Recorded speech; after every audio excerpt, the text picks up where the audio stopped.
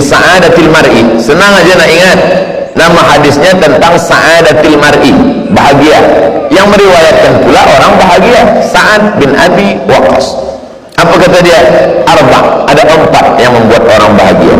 Yang pertama, al-mar'atus salihah, lelaki bahagia, mar'atus salihah. Perempuan bahagia, ar-rajulus salih. Yang kedua, al-baitul wasi'. Al-baitul wasi' maknanya rumah yang besar. Bagaimana mungkin Nabi berkata rumah yang besar sedangkan rumah Nabi kecil? Nabi kalau sembahyang tahajud malam, Allahu Akbar, kaki Aisyah di hadapan dia dorong ke depan, menunjukkan kamar bilik itu kecil. Siapa yang nak tahu bilik Nabi SAW bersama Aisyah, tengoklah kubur Nabi sekarang. Kubur Nabi yang kecil, itulah bilik Nabi kecil. Lalu apa makna al-baitul wasi'? Hati yang lapang, hati lapang. Berapa banyak orang rumah besar hati sempit. Yang paling elok rumah besar hati lapang, itu lebih elok. Yang ketiga, al-markabul hani.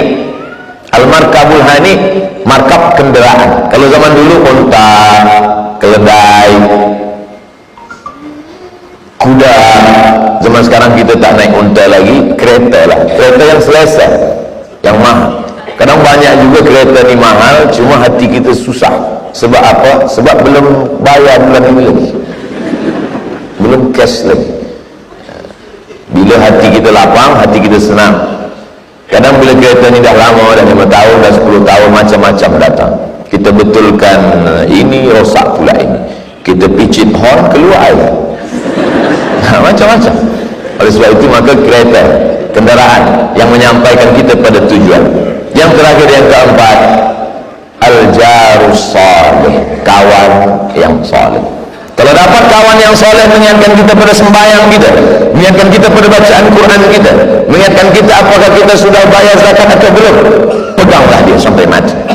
Kerana apa? Karena dia yang akan menyelamatkan kita, dan kita akan mendapatkan kebahagiaan yang hakiki. Nanti semua orang yang berkawan baik, bersahabat di dunia ini akan berkelahi di hadapan Allah Subhanahu wa ta'ala. Sebab engkaulah aku mabuk, sebab engkaulah aku pakai dadah.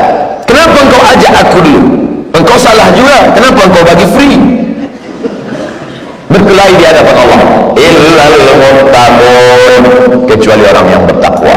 Orang yang bertakwa di hadapan Allah akan saling berkasih sayang, memuji. Sebab engkaulah aku tahu, pagi itu ada Ustaz Abdul Somad Tazkirah di Miti, aku pun datang ikut. Sebenarnya aku bukan warga Miti, tapi aku masuk tak apa. Sebab engkaulah aku tahu, sebab engkaulah aku mengerti, faham, ada kajian Quran tajwid, tafsir, maka saya selalu meluruskan hati dan niat. Maka insyaAllah kita ni semua orang yang berbahagia di dunia, berbahagia pula di akhirat insyaAllah. Bila kita nak mati susah, maka kita selalu berdoa, Allahumma hawwin alaina fi sakaratil maut, ringankan kami waktu sakaratul maut ya Allah. Kalau kawan kita baik, dia yang akan membisikkan ke telinga kita. Nampak dia kita sakit, dia bisikkan la ilaha illallah. Tapi sakitnya sakit yang keras, sakit kuat. Demam-demam jangan. Lepas ni nampak kawan siapa mana, dia tak datang ke rumah lah, belum lagi, nak cepat je. Kawan yang baik masa hidup, dia tenangkan hati kita. Aku susah lah brother, apa yang kau susahkan? Aku susah hati sekarang ni, agak-agak tenang, tapi aku ni dah 2-3 hari tak sihat. Engkau baru 2-3 hari. Aku semalam tengok di newspaper, dia dah sakit 2-3 tahun tak sedarkan diri. Ingat, unzur ila man huwa asfala minka, tengok ke bawah. Kita kalau tengok ke atas ni, di dunia ni tak pernah berkesudahan, akan selalu ingin. Laukana libni Adam wadiyan min zahab, kalaulah manusia ni punya lembah dari emas, lataman ayahku dalam wadiyan akhar, dia akan minta satu lagi, 2 lagi, walan tamla fahu illa turab, sampai mulutnya disumbat tanah. Dia tidak akan pernah merasa bahagia, kerana dia kata Allah tak adil. Kenapa dia dapat? Kenapa dia dapat? Kenapa dia dapat? Kenapa aku tak dapat? Maka tengok ke bawah. Kalau nak bersyukur, nak hati senang, nak happy bahagia, pergi ke rumah sakit, tengok orang sakit. Balik dari sini nanti, pergi ke hospital, tanya, Assalamualaikum security, saya nak tengok. Awak nak tengok siapa? Semua yang sakit di sini saya nak tengok. Sebab apa? Menengok orang sakit kita akan bersyukur nikmat sehat. Menengok orang miskin kita akan bersyukur. Saya Ustaz Abdul Somad, di mana-mana di Kuala Lumpur, di Brunei Darussalam disambut dialu-alukan. Semalam di stadium berjumpa dengan Datuk Bandaraya Kuala Lumpur, berjumpa dengan menteri, berjumpa dengan menteri agama, berjumpa dengan mufti. Masya Allah, ini kalau tak pernah menengok ke bawah, saya tidak akan pernah bersyukur. Pandang ke atas, pandang. Makanya nanti 17 hari bulan saya akan masuk ke dalam hutan, naik sampan 7 jam, menengok fakir miskin, membagikan. Baru kita sedar. Masuk ke dalam hutan tu barulah kita tahu bahawa orang tak kenal kita. Di Kuala Lumpur semua nak bersalaman, semua nak jumpa. Di hutan mana ada? Di hutan kita jalan, dia tengok aja. Bukan dia kenal dengan kita. Barulah kita sedar diri, tahu dibentuk bahawa kita bukan siapa-siapa. Oleh sebab itu, bila ada tuan-puan yang selama ini kurang syukur kepada Allah, tak merasa dapat nikmat, selalu tak merasa senang, merasa susah, pergilah balik dari sini, cari anak yatim, bawa anak, bawa keluarga, pergi ke tempat anak yatim fakir miskin. Nanti anak kita akan bertanya, ayah siapa ni? Dia anak yatim. Kenapa dia yatim? Ayah dia dah meninggal dunia. Engkau pun bila tak banyak syukur, aku letakkan juga di sini. Bukan salah kita pergi ke danau, pergi ke mall, tak salah. Tapi itu akan membuat dia tak bersyukur kepada Allah, dan dia nanti tidak bahagia. Sebab dia menganggap bila dibawa jalan-jalan ke mall, bahagia. Bila dibawa pergi beli mainan, bahagia. Bila ada game online PlayStation, bahagia. Bila tak dapat, tak bahagia. Maka kita ajarkan bahawa kebahagiaan bukan yang majazi, tapi yang hakiki. Oleh sebab itu, maka nama kita pun kita tak tahu. Kita tak ada membawa pakaian, kita tak ada membawa kain dan baju. Oleh sebab itu, maka sedar diri. Yang pertama kali yang mesti membuat kita bahagia adalah kita mesti selalu husnuzan pada Allah. Apapun yang datang selalu husnuzan, tapi tentu dengan mengikut Quran dan Sunnah Rasulullah SAW. Jangan nanti buat dosa, buat maksiat, dia guna dadah, dia guna sabu, dia pakai haram, lepas tu dia mabuk, lepas tu masuk hospital, datang orang melawat ramai-ramai. Kenapa lah awak sampai buat macam ini? Kita kena husnuzan pada Allah. Itu bukan husnuzan.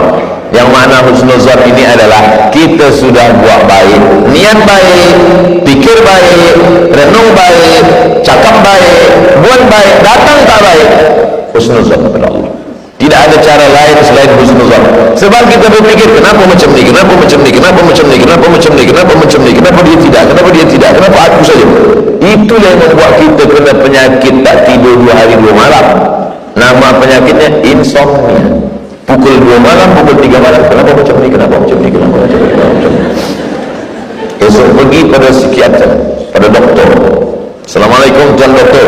Waalaikumsalam. Apalah agaknya penyakit saya ini tak boleh tidur malam hingga pukul 2-3 malam, kenapa macam ni, kenapa macam ni, kenapa macam ni. Dia pun bagi ubat. Awak makan ubat ini pagi sekali, siang sekali, malam sekali. Yang ini makan sebelum makan, yang ini makan sesudah makan, yang ini makan sama-sama sedang makan. Membaca ubat dia itu bertambah pula penyakit itu. Tuan doktor, apalah saya ni dah 2 malam saya tak boleh tidur. Kata doktor dalam hati, engkau 2 malam, aku dah 2 bulan tak tidur. Kita ni semua ada problem hidup. Maka tak ada cara lain selain husnuzan kepada Allah. Ambil air wuduk, selepas ambil air wuduk menghadaplah pada Allah. Allahumma ja'alni minat tawabin, jadikan aku orang yang bertaubat. Wa ja'alni minal mutatahhirin, jadikan aku orang yang mensucikan hati aku, banyak silap, banyak salah, banyak dosa. Wa ja'alni min ibadika salihin, jadikan aku orang yang soleh. Angkat kedua tangan. Masalah ini besar, tapi sebenarnya engkau yang paling besar. Allah Akbar. Inna salati, sembahyangku ini, wa nusuki, ibadahku ini, wa mahyaya, hidupku ini, wa mamati, matiku ini, lillah, semuanya untuk engkau ya Allah. Tapi bila kita di hotel, yakinkan dulu memang kiblatnya betul. Sebab kadang kita dah sembahyang, rupanya datang kawan, kiblat kau salah. saya pribadi. Oleh sebab itu maka tak ada cara lain. Kita nak pergi ke mana? Nak mengadu ke mana? Mengadu ke kawan. Ini yang banyak manusia ni sekarang. Dia tak mengadu kepada Allah. Dia mengadu ke mana? Ke Facebook. Mark Zuckerberg. Sudah kali-kali, beribu kali dia kata, janganlah kamu mengadu pada aku. Aku pun susah juga. Banyak umat Islam ni mengadu pada dia. Jaga pagi dia mengadu, aku susah hati lah. Kawan pula bagi komen, matilah kau, kata dia. Semua nak mengadu. Semua nak mengadukan masalah dia pada wall Facebook. Bila nak buat status di FB, buatlah hadiri bicara ilmu di MITI. Itu boleh. Tapi kalau mengadukan hidup kita, mengadu kepada kawan, semua kita ceritakan kepada dia. Hari ini dia kawan, esok berubah menjadi lawan. Mengadu kepada siapa? Mengadu kepada doktor. Doktor, saya ini susah. Kata doktor, aku lebih susah lagi. Aku tahu banyak penyakit, engkau tak tahu. Elok lagi engkau tak tahu, aku tahu. Kadang hidup ni elok juga kita tak tahu. Sebab jika kita tahu, kita makin. Ada seorang sahabat saya, jamaah kita juga, dia doktor, dia sakit, pergi ke rumah sakit, dia dah guna baju yang berwarna color green ke blue. Orang bila nak operation, dia pakai guna baju. Masa nak disuntik, masa nak dimasukkan ubat supaya dia tak sedarkan diri itu, maka dia kata kepada kawan dia, jangan buat, saya tak jadi operation. Kenapa?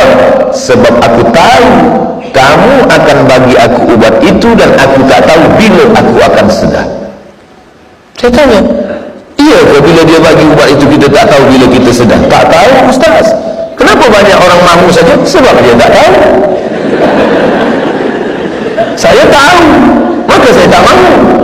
Oh, kalau begitu elok juga kita tak tahu. Maka sebenarnya tiada tempat mengadu kecuali la haula wala quwwata illa billah.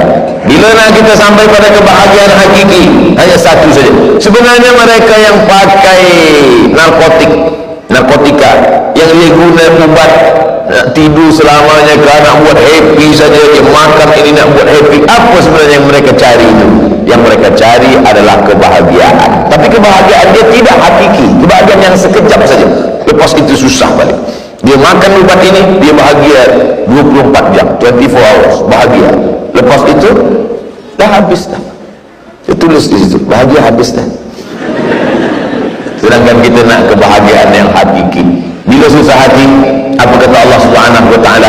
Ala zikrillah, ketahuilah dengan mengingat menyebut asma Allah, tatmainnul qulub. Kadang kita ni pun tak tahu. Jaga tidur pagi subuh, tak ada angin, tak ada hujan, tiba-tiba susah aja, susah, risau. Kita pun tak tahu tahap apa yang dirisaukan. Semua ada, kereta ada, rumah ada, makan ada, semua ada. Tapi kita rasa risau ada. Bagaimana cara nak menghalau risau ini? Ini mesti kena betulkan akidah. Kadang orang sekarang ni dia modern, dia banyak ilmu, tapi masalah hati dia tak tahu. Nak menghilangkan risau hati, dia pergi pula pada bomo. Tok bomo, cuba kau hilangkan risau hati aku ni. Kita bomo, kau nak jin yang besar apa yang kecil? Tidak ada cara lain menghilangkan risau hati kecuali minta kepada dia yang punya hati. Pagi-pagi sembahyang duha dulu, usolli sunnat duha rakaataini lillahi ta'ala. Nanti menjelang siang salat qabliyah zuhur, masuk ke dalam surau kita, masya Allah, tabarakallah. Apa nama surau kita tadi? Ar-Rahman. Kenapa tak bagi surau Ar-Rahim? Kenapa Ar-Rahman? Tentulah memilih itu bukan dia pilih-pilih saja, ada makna di situ. Kalau Ar-Rahim yang dapat itu hanya orang beriman saja, tapi kalau Ar-Rahman semua dapat. Kalaulah Allah itu hanya punya sifat Ar-Rahim, sudah lama yang tak percaya kepada dia itu mati. Kamu tak percaya pada aku, mati. Tapi Allah bukan Rahman, dia Rahim, dia Rahim, dia Rahman. Bahkan yang pertama disebut bukan Rahim, Bismillahirrahmanirrahim saja. Rahman macam orang bagi beras pada ayam. Dia bagi beras pada ayam, semua dapat. Ayam baik dapat, ayam tak baik pun dapat, ayam tak baik pula lagi banyak dapat. Tapi yang mendapatkan rahim, dia bagi nama Rahman. Sebab apa? Sebab banyak orang yang takut masuk ke surau. Itulah maka tazkirah malam tadi tidak dibuat di surau, tidak buat di masjid, dibuat di Stadium Melawati. Sebab apa? Sebab sekarang banyak juga belia, orang-orang yang banyak dosa, dia takut ke masjid. Ustaz Abdul Somad, kalau buat tazkirah tolong jangan buat di masjid. Kenapa? Sebab kawan saya ada 2-3 kali ke masjid mati. Saya kalau menengok masjid ni pun hati saya risau. Mendengar azan pun risau. Allahu Akbar, apalah azan? Hati-hati, hati kita ada syaitan. Siapa yang risau mendengar azan, risau menengok masjid, risau mendengar tazkirah, pergilah ke Ustaz Ruqyah. Dia dikeluarkan hantu syaitan yang ada dalam hati. Oleh sebab itu maka tiada cara lain, datang tazkirah, dengarkan. Dulu susah, dulu bila nak dengar tazkirah kita mesti tunggu tok guru, tunggu tuan, tunggu ustaz. Dulu bila nak dengar tazkirah mesti datang ke surau. Sekarang senang je, Ustaz Abdul Somad Official, subscribe, like and share. Bukan susah, senang je. Oh, Ustaz nak iklan je, tak ada iklan lah. Saya nak cakap je, nak follow lah. Maknanya apa? Habis. Saya mula tadi pukul 10.30, sekarang pukul 11. 30 minit kita bahaskan baru satu. Kembali kepada Allah. Orang yang kembali balik kepada Allah itu adalah orang yang taubat. Taba yatubu taubat. Kembali kepada Allah. Cukup. Masuk yang kedua. Ya ayyuhalladzina amanu taqullah. Hai orang yang percaya kepada Allah, kembalilah kepada Allah. Dua, wa kunu ma'as-shadiqin, bersama orang yang baik. Ini cara kedua. Bila kita ingin berbahagia, maka kita jangan bersendirian. Jangan pernah sendirian. Wa minal itsnaini ab'ad, setan akan menjauh kalau kita berdua, bertiga, berempat. Berapa warga MITI yang saya nanti kita akan bagi tazkirah ini yang berbahagia? InsyaAllah Ustaz Abdul Somad, warga MITI yang akan datang pagi ini adalah 1,000 orang. 1,000 orang, mana berani setan? Setan dah nak masuk tadi, dia tengok 1,000 tak jadilah tadi. Ramai juga ni. Oleh sebab itu jangan pernah bersendirian. Serigala, harimau, dia akan menerkam kambing yang sendirian. Tapi manakala berjamaah, itulah makanya kita kun ma'allah, hendaklah engkau bersama dengan Allah. Illam takun ma'allah fakun ma'allah. Kalau engkau sanggup, bersama dengan Allah. Kalau engkau tak mampu, maka bersamalah dengan orang baik-baik. Jangan pernah bersendirian, bersama dengan orang baik-baik. Alhamdulillah, berkawan. Nabi Muhammad SAW dia ada berkawan dengan Salman Al-Farisi, bukan orang Arab, orang Persia, Iran sekarang. Dia ada berkawan dengan Bilal bin Rabah. Bilal ini Egypt, Kahirah, ini Sudan, Afrika Utara, Mesir, Sudan. Antara Mesir dengan Sudan ini ada kampung kecil namanya Nubia. Itulah kampungnya Bilal. Di Nubia ni kulit orang dua saja, hitam dan hitam sekali. Tak ada corak warna color lain. Maka saya dulu masa belajar, saya duduk di asrama. Saya suka berkawan dengan kawan-kawan dari Afrika ni sebab nampak saya lebih putih. Saya rasa happy lah kejap. Oleh sebab itu maka kita mesti berkawan dengan orang. Jangan pernah bersendirian. Banyak orang merasa bila saya dah taubat, saya dah hijrah, saya cukup bersendirian. Jangan.